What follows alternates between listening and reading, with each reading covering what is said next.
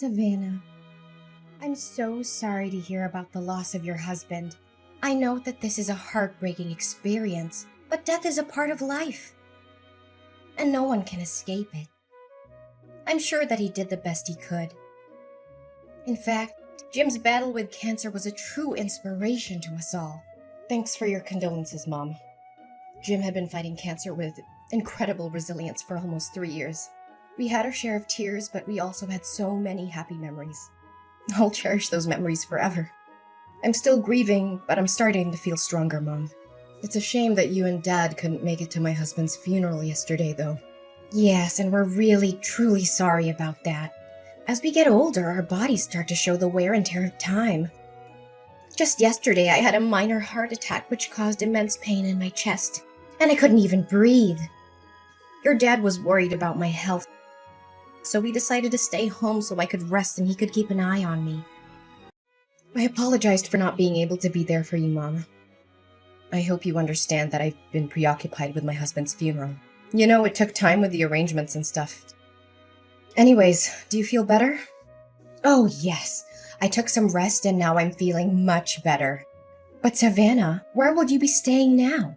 I heard that you sold all of your valuables and even your house to take care of your husband's treatment costs, huh? About that, I know this is a big ask, but I'm wondering if you would be willing to let me stay at your place for a while?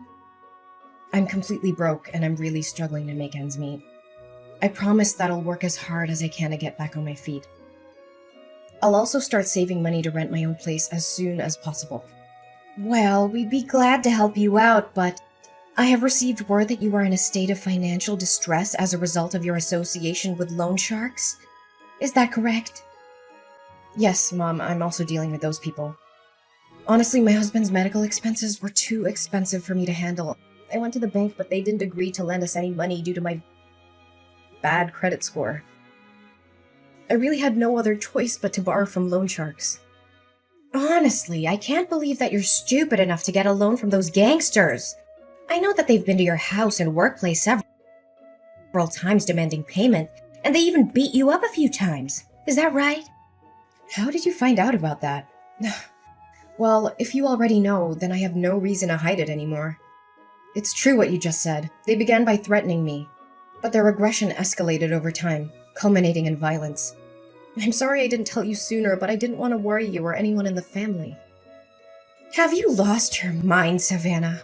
Seriously, if I let you stay in my house, those racketeers would show up every day and cause us a lot of trouble. How will me, your father, and your brother live in peace, knowing that there are criminals who could potentially harm us? What kind of person are you? Putting your own family at risk like that. Please, Mom, just hear me out, okay? I know loan sharks are dangerous, but I'm doing everything I can to pay them back. This is a difficult time for me, but I promise it's not forever. I'll work tirelessly to pay off my loan. I'm so close to being debt-free. Then everything will be solved.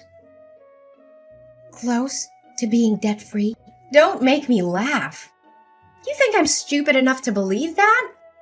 How are you going to clear your debt with the nickels and dimes you earn every month? Your monthly salary isn't even enough to cover your basic necessities, let alone paying your debt. Save your breath. Don't even bother trying to convince me to let you in my house.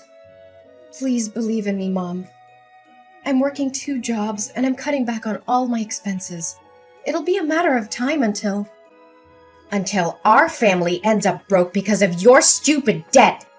Look, I know for a fact that if I ever let you set foot in my house, you're gonna come crawling to me, begging for help with your financial issues. Or even worse, you're probably gonna rip off all of me and your dad's money. Mom, I know you're angry with me, but I'm begging you to have some sympathy for Joey. She's your granddaughter and she's only 6 years old. If we don't have a place to live, we'll be on the streets. Can you imagine your only granddaughter living on the streets? Stop whining and complaining. I'm not falling for your trap by mentioning Joey. You think you're so important because you gave birth to Joey? Well, guess what? She's not my only granddaughter. I also have your brother, Max. And when he gets married, he'll give me even more beautiful grandchildren. Okay, fine. I can understand that I'm not welcome in your house, but I'm only asking you for one favor. Can you please let Joey stay with you guys? Considering my current situation, I'm afraid I won't be able to provide my beloved daughter with enough love, care, and a good environment for her to develop both physically and mentally. I promise to make a plan to pay off my debt and not to let it impact our family's finances.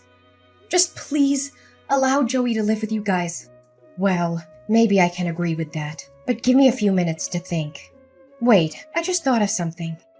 The moneylenders also know about your daughter, don't they? Well, yeah. Why do you ask that question? So, if she stays with us, those thugs could also come to my house and use Joey as a hostage to force you to pay for your loan. No way. I don't want to deal with those criminals and be harassed by them day after day. Look, I'm not going to let you or Joey stay with us. Both of you stay away from our peaceful life as far as possible. What? How could you even say no to an innocent 6-year-old girl like Joey? She doesn't know anything, and she has nothing to do with my debt. Can you please reconsider your decision? Look, I said it, and this is the last time I'm going to repeat myself. I don't want you or Joey to appear in my life ever again. So why don't you take matters in your own hands? Don't be a parasite and live upon your own parents like that. Mom, but... I officially announce that you and I are no longer mother and daughter. Next time when you see the moneylenders, tell that to their face so they won't disturb me or your dad. You've been a burden to us since you were born. And now you have the audacity to ask us for help? If I knew one day this would happen, I would have cut ties with you long ago. Savannah, are you there? We're in big trouble. Can you help us out? Mom, what's the matter? I thought you already cast me out and deleted my phone number. Anyways, make it quick, because I'm in the middle of my work, so I won't be able to talk to you for long. Who do you think you are to talk to your own mom with that attitude? Look, you need to help your brother because he's in hot water. You mean Max? What happened to him? Your brother's gambling addiction got him into big financial trouble. Now he got into debt because he was gambling away all of his money. He even mortgaged our house for a loan despite not affording the monthly payments.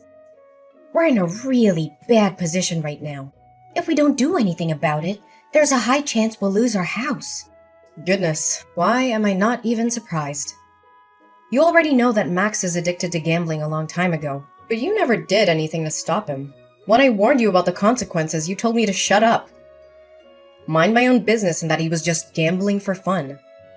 Honestly, Max being in debt is the outcome that you could have easily avoided, but you chose not to. I know, Savannah, and I regret not having taken any action. But what's the point of crying over spilled milk? The most pressing matter at hand is to find a solution to the current predicament. Would you agree, my dear? You know what they say, blood is thicker than water. We're family, right? So there's no reason for you not to lend us a helping hand in this difficult time. So, after all the things you did to me, including faking being sick so you could avoid attending my husband's funeral and refusing to help me and my daughter, suddenly we become family again? Please, spare me the act. I've already seen past your mask. What? How did you find out about that? I can already see the wheels turning in your head, wondering how I found out about your malingering. Well, I came all the way to your house and I asked the neighbors myself. Unsurprisingly, they told me that you were strutting around the house like a spoiled hen as usual. I could easily guess your true intention of not going to my husband's funeral. Either you wanted to avoid getting yourself into trouble with the loan sharks, or you were just too afraid that I would ask you for help. Oh, Savannah, please don't misunderstand me like that. I didn't attend the funeral because I wanted to keep you safe. I couldn't bear to tell you in person that I wanted to cut ties with you. I knew it would have come as a big shock to you, and I didn't want to add to your pain. You said it yourself. You have cut me off from your life. Why do you suddenly come back and ask me to help Max with his problems? Well, who else could I be asking other than you? You, Max, your father, and Joey are my only family in this world. And how am I supposed to help you out when I myself already have a problem with finances? Do you know that me and Joey are now living in a homeless shelter? It's all thanks to your kindness, Mom. What? Homeless shelter? You can't even afford to rent public housing or a small apartment? I thought you would have changed by now. Gosh, 1 year has passed and you're still dirt poor like the last time I saw you. If I knew that you're still living like a rat like this, I wouldn't bother wasting my time talking to you. Just get out of my life. I don't want anything to do with you anymore. Yeah, thanks, Mom. I really appreciate it. And I would also be more thankful if you don't suddenly appear in my life just to talk down to me like this. Just delete my number, whatever.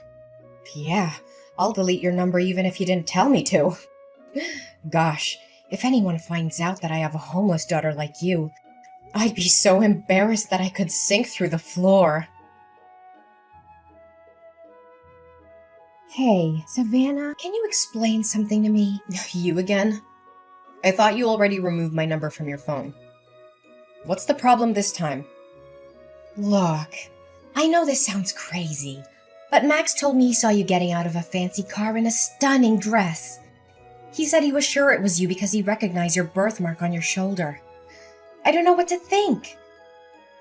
Maybe he was daydreaming, or maybe he mistook you for someone else. Well, he wasn't wrong. It was me. And I also saw Max searching garbage for food or something to sell. What happened to you guys? Where are you living now? Our living situation doesn't have anything to do with you. But you?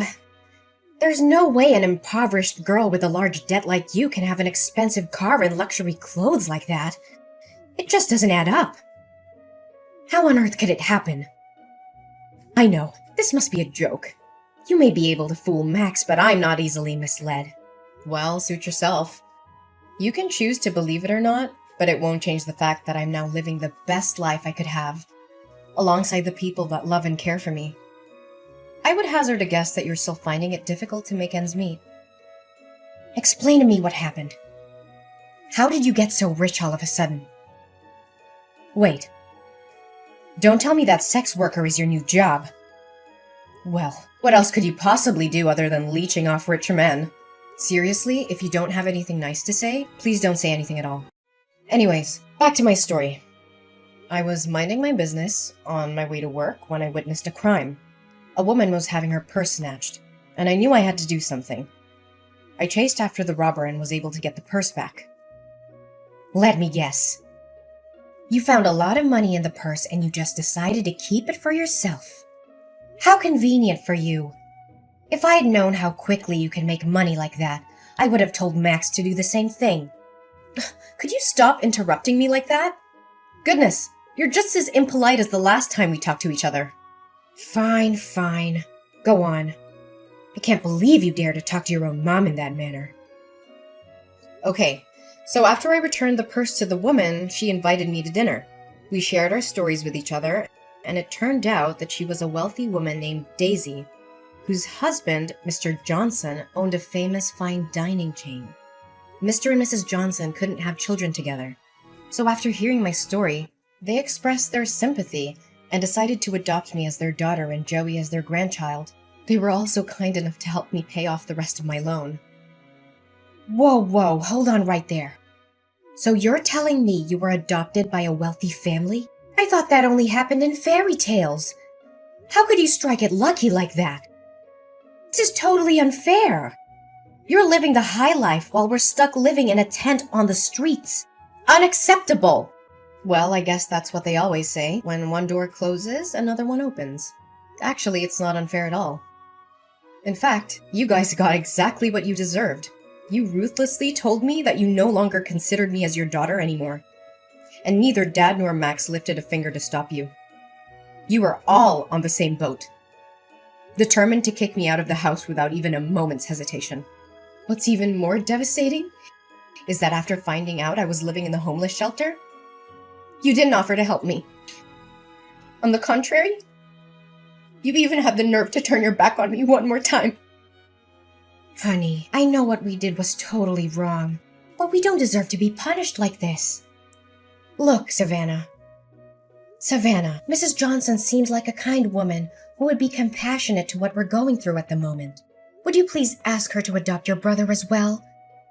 Maybe then she would let us stay in her big house. Abigail, you really have no sense of shame, do you?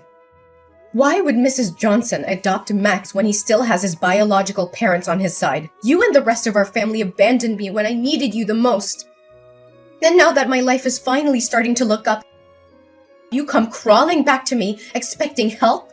What kind of person are you? Honestly, you shouldn't have shown your face at all. Savannah, please have mercy on us. I never thought things would turn out this way so quickly. Please think about all the years I've spent raising you to be the beautiful young woman you are today. I appreciate all the time and effort you put into raising me, but I can't forget how you abandoned me when I needed you the most. You are the one who cut ties with me, and you treated me like I was some kind of plague. You didn't even bother to weather the storm with me when I was at my lowest point. Honestly, how could you do that to your own flesh and blood? I know. But please think about Joey too. I bet she misses seeing her uncle and grandparents very much. You know what? I was the one who introduced you to Jim, your late husband. Do you remember that? You two were so good together, and all of your friends were so jealous when you got married to Jim. Yeah. You wanted us to become a couple because you were after his money. But then you strongly disapproved of our marriage when you found out he was an orphan. And after we got married, you encouraged me to divorce him when he got sick and his company went bankrupt. But I was determined to stand by my husband's side. So now you want me to thank you for introducing me to Jim? Oh, come on, sweetheart. Don't you see? Everything I did was for your own good. If you had divorced Jim like I told you to, you wouldn't have been deep in debt like you were back then. It was you who chose not to take my advice. So why are you blaming me for not helping you, huh?